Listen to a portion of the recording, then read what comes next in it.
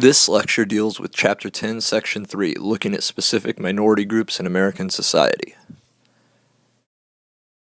There is a common line of thought that's been referred to as the American dilemma. This dilemma is the gap between what Americans claim to believe and how they actually behave. Basically, Americans claim to believe in equality and fair treatment towards all, but the actions of Americans often contradict this claim. To begin with, it's important to know the term WASP, which stands for White Anglo-Saxon Protestants. WASPs dominated early American society, so WASP values became the norm. Those people who either most closely resemble or most closely adapt to WASP expectations quickly became the most successful. This is still the case today, though to a lesser degree.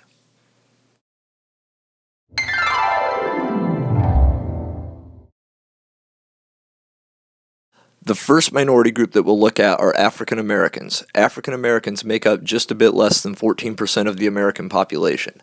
They have a population concentration in the southern and eastern reaches of America. With the possible exception of Native Americans, African Americans have faced more prejudice and discrimination than any other minority group. Consider slavery and segregation, treatment during war, and treatment by our government. Only because of recent legal protections, such as the Civil Rights Act, have you seen progress for African Americans.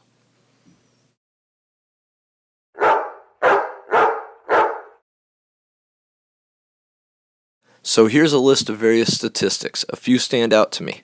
Slightly less than 64% of African Americans graduate high school on time.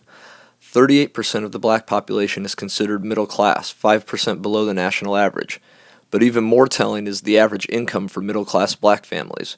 Remembering that the middle class has a wide range of incomes, note that black middle class families average making $32,000 a year, while their white middle class counterparts average making $54,000 a year. Black families average making about 59% of what white families earn. Even less hopeful, 68% of white kids will make more money than their parents, but only 31% of black kids will. This demonstrates a continued prejudice and discrimination that is haunting African American society in stunning progress. Finally, a final few stats.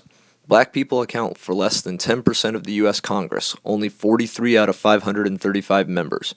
An improvement, but still underrepresented when considering a national population of about 14%. Also of note, over 27% of black population is in poverty, while only 10% of the white population is in poverty.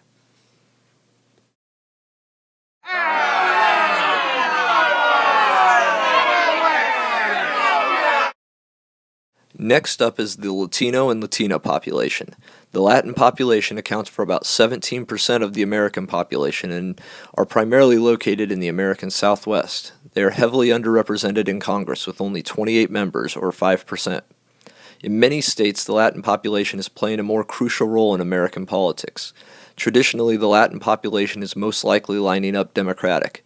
In traditionally Republican states like Arizona, Colorado, Nevada, and Texas, the Latin population is in the process of swinging the vote left. Both Colorado and Nevada have voted Democratic in the past two national elections, and Arizona has been in play for the past two elections. Some political analysts are saying that Texas may very well be up for grabs in either 2016 or 2020, due to this Latin influence.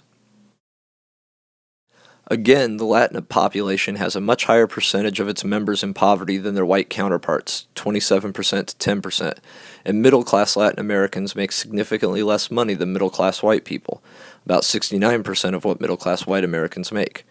The Latin population also has a relatively low high school graduation rate of about 66%.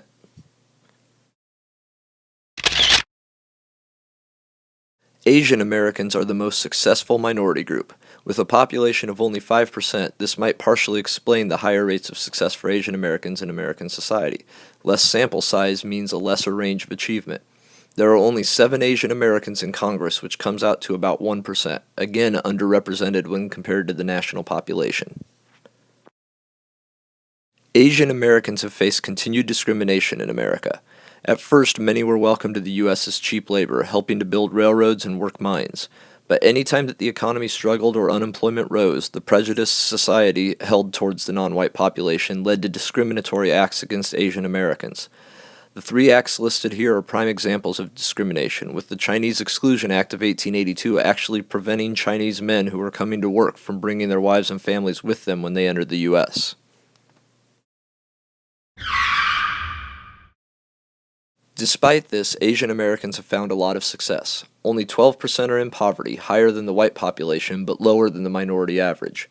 Furthermore, 92% of Asian Americans graduate high school, which is actually 10% higher than the white graduation rate, and 50% of Asian Americans earn a 4-year degree. Only 30% of the white population can say the same.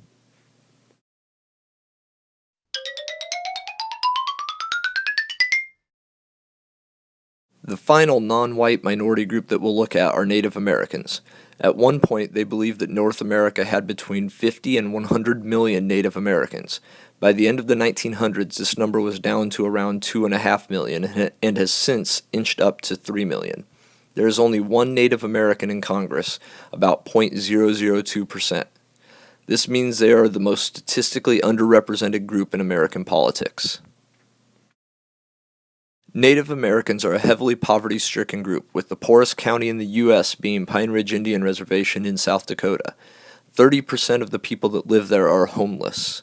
Over 28% of Native Americans nationwide are in poverty, and Blackfoot Reservation in Montana has a 69% unemployment rate. Just staggering numbers that speak to the population transfer, subjugation, and extermination faced historically by this group.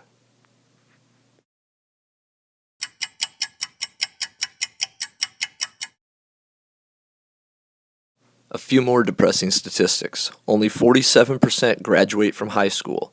Native Americans have a 15% unemployment rate, and the suicide rate for Native people living on reservations is over 10 times greater than the national average. Think about that 47% graduation rate number and how it applies to cyclical poverty. How can Native Americans rise out of poverty when they have, by far, the lowest high school graduation rate of any subgroup in America? Poverty begets poverty. Much of the blame for this is related to society's treatment of Native Americans historically. Native peoples are a classic example of assimilation. Native men were forced to become farmers.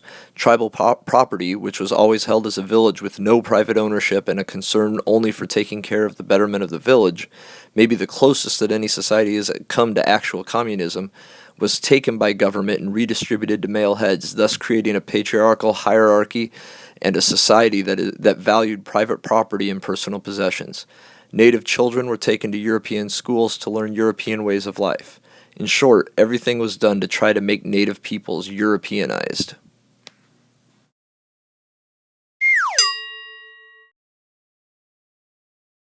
The final group that we'll look at is white ethnics. White ethnics is the name given to non-WASP Europeans, oftentimes Catholic, Eastern Orthodox, or Southern or Eastern European. They typically came to the U.S. poor and unskilled, which led to increased discrimination and greater economic challenges. White ethnics responded to this prejudice and discrimination by either assimilating into WASP society, speaking English, becoming Protestant, changing their names to English-sounding names, or by segregating into ethnic neighborhoods, which allowed them to live in their own isolated society. Think Little Italy, Greektown, and others. The end.